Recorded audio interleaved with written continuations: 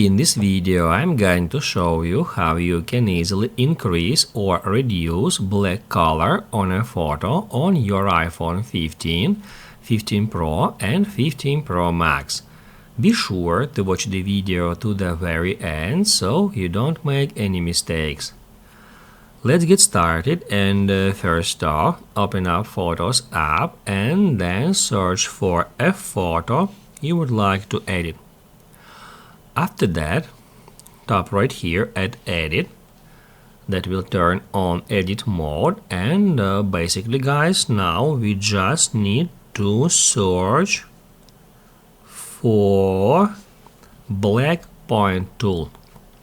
After that, we'll be able to increase the intensity of black color on your photo by dragging it to the right, and also you can reduce black color by dragging it to the left.